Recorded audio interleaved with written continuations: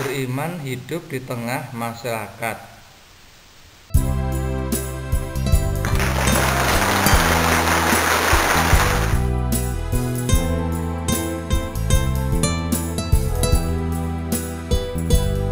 Sebelum lebih lanjut,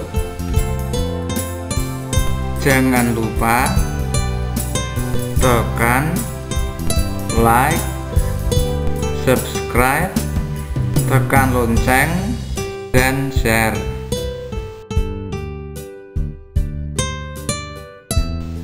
Doa pembuka pelajaran. Marilah kita berdoa. Allah Bapa yang Maha Kasih, Engkau telah menganugerahkan tanah air Indonesia.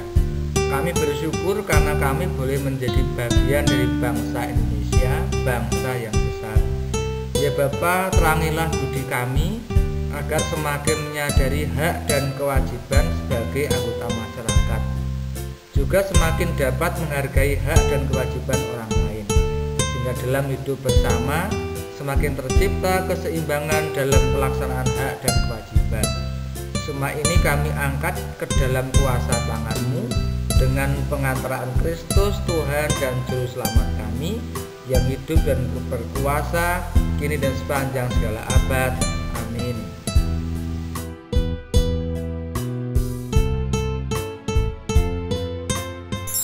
Penjabaran bab 2, orang beriman hidup di tengah masyarakat. Hak dan kewajiban sebagai anggota gereja. Hak dan kewajiban orang beriman dalam masyarakat.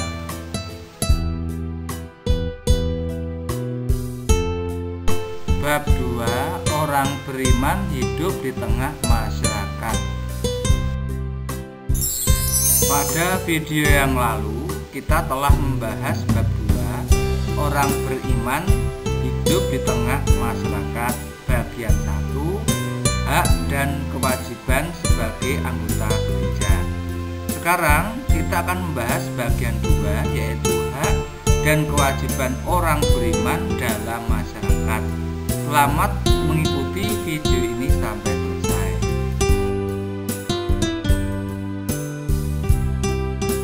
Dan kewajiban orang beriman dalam masyarakat.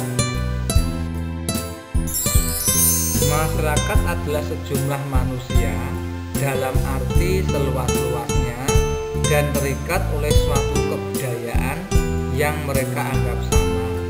Misalnya masyarakat desa adalah masyarakat yang penduduknya mempunyai mata pencarian bercocok tanam, perikanan, peternakan atau gabungan dari semuanya itu, serta yang sistem budaya dan sistem sosialnya mendukung mata pencarian itu.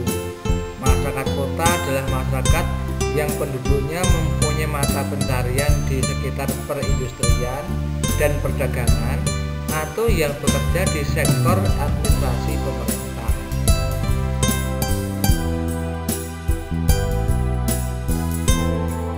Dan kewajiban orang beriman dalam masyarakat. Masyarakat madani adalah masyarakat yang menjunjung tinggi nilai, norma, dan hukum yang ditopang oleh penguasaan iman, ilmu, dan teknologi yang berkelanjutan. Masyarakat modern adalah masyarakat yang perekonomiannya berdasarkan pasar secara luas, spesialisasinya pada bidang industri dan pemakaian teknologi canggih. Masyarakat tradisional dan masyarakat yang lebih banyak dikuasai oleh adat yang lama.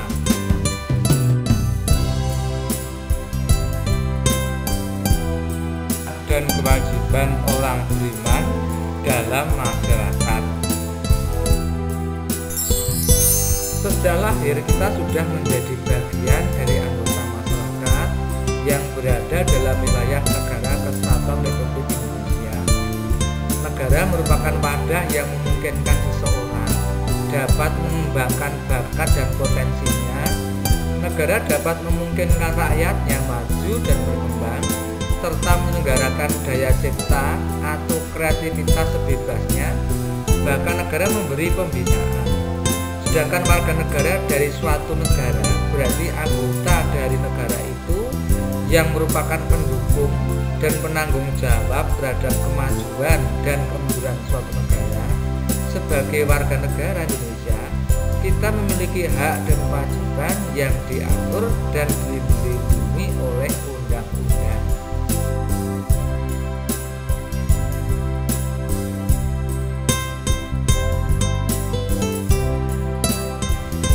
Memahami macam-macam hak dan kewajiban sebagai anggota masyarakat. Beberapa gambar tentang hak dan kewajiban dalam masyarakat: membayar pajak, mendapat pendidikan, pos kamling, kerja bakti, dan lain-lain.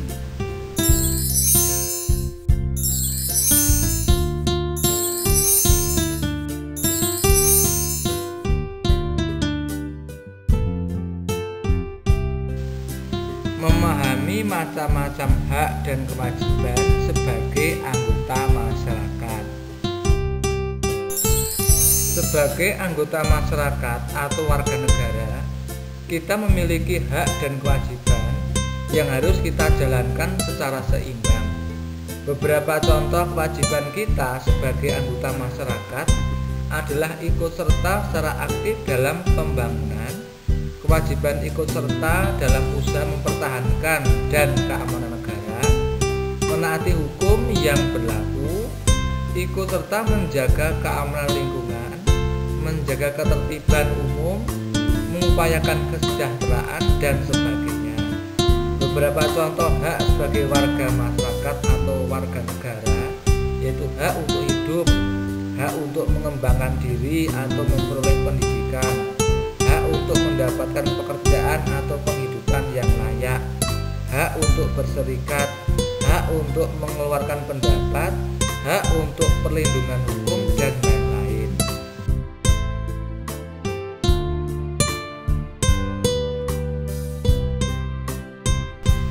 Memahami kewajiban orang beriman dalam masyarakat. Gaudium et Spes artikel 1. Kegembiraan dan harapan, duka dan kecemasan orang-orang zaman sekarang, terutama kaum miskin dan siapa yang menderita, merupakan kegembiraan dan harapan, duka dan kecemasan para murid Kristus juga. Tiada sesuatu pun yang sungguh manusiawi yang tak bergema di hati mereka. Sebab persekutuan mereka terdiri dari orang-orang yang dipersatukan dalam Kristus, dibimbing oleh Roh Kudus dalam peziarahan mereka menuju kerajaan Bapa, dan telah menerima warta keselamatan untuk disampaikan kepada semua orang. Maka persekutuan mereka itu mengalami dirinya sungguh erat berhubungan dengan umat manusia serta sejarahnya.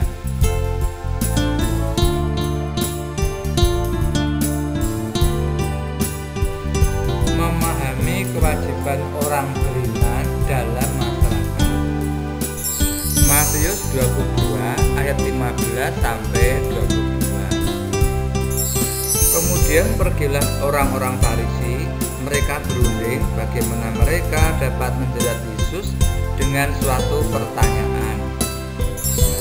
Mereka menyuruh murid-murid mereka bersama-sama orang-orang Yahudi bertanya kepadanya, "Guru, kami tahu Engkau adalah seorang yang jujur dan dengan jujur mengajar jalan Allah, dan Engkau tidak takut pada siapapun juga, sebab Engkau tidak mencari muka. Katakanlah kepada kami pendapatmu, apakah diperbolehkan membayar pajak kepada kaisar atau tidak?" Tetapi Yesus mengetahui kejahatan hati mereka itu, lalu berkata, "Mengapa kamu mencobai aku, hai orang-orang munafik? Tunjukkanlah kepadaku mata uang untuk pajak itu." Mereka membawa suatu dinar kepadanya. Maka ia bertanya kepada mereka, "Gambar dan tulisan siapakah ini?"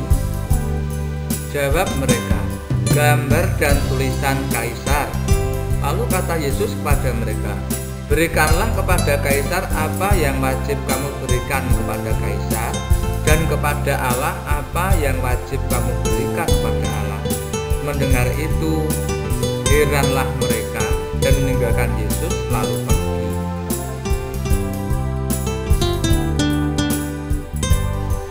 Memahami kewajiban orang beriman dalam masyarakat. Setelah membaca kutipan teks di atas, jawab pertanyaan berikut ini. 1. Rumuskan dengan kata-katamu sendiri ajaran tentang kewajiban orang beriman berdasarkan kutipan teks Gaudium et Spes artikel 1. 2. Apa yang diajarkan Yesus kepada kita tentang sikap yang harus kita miliki dalam hidup bermasyarakat dan bernegara. 3. Berikanlah kepada kaisar apa yang wajib kamu berikan pada kaisar, dan kepada Allah apa yang wajib kamu berikan pada Allah. Bagaimana kamu memahami sabda Yesus tersebut dalam hidup sehari-hari sebagai orang beriman yang hidup di tengah-tengah masyarakat? 4. Monsinyor Sugio Pranoto pernah berkata, jadilah 100% warga gereja dan 100% warga negara Indonesia. Jelaskan maksud kalimat tersebut dengan kata-katamu sendiri.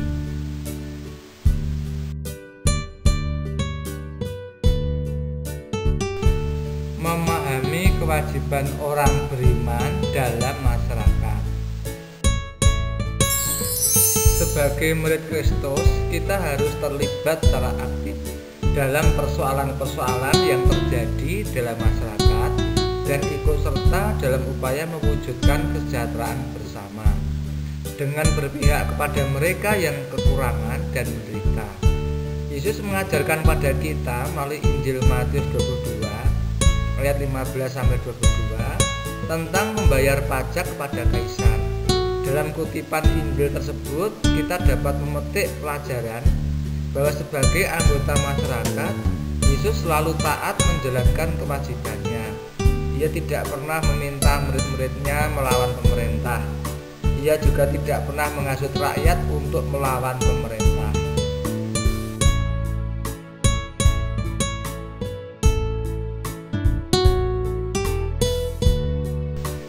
Memahami kewajiban orang beriman dalam masyarakat.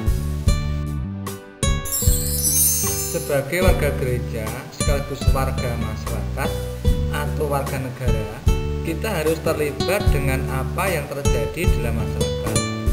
Komunitas beriman Kristiani sama sekali tidak dapat dipisahkan dari masyarakat atau merasa diri lebih eksklusif daripada yang lain.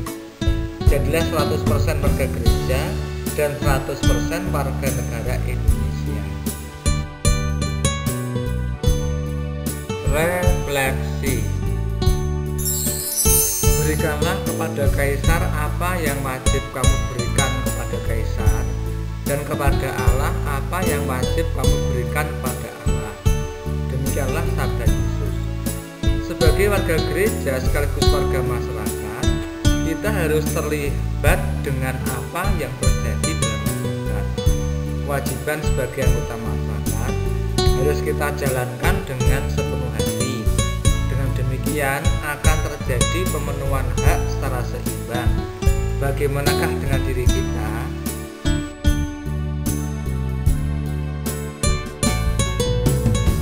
Refleksi. Apakah kita sudah melaksanakan kewajiban sebagai anggota masyarakat dengan sepenuh hati? Ataukah kita terlalu sibuk menuntut hak sehingga lupa dengan kewajiban yang harus kita jalankan? Bahkan kita sibuk menghujat pemimpin masyarakat karena dianggap kurang melayani kita dengan baik. Mari kita renungkan semua itu dalam hati kita.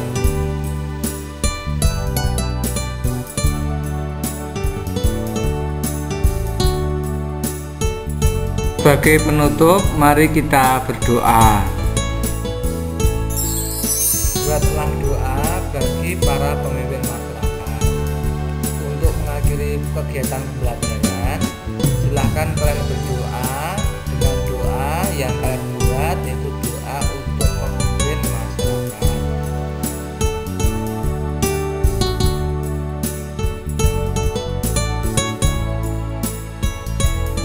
Demikian dahulu pembahasan materi kali ini. Kita akan lanjutkan materi pada video berikutnya. Sekali lagi, jangan lupa tekan like, subscribe, tekan lonceng, dan share.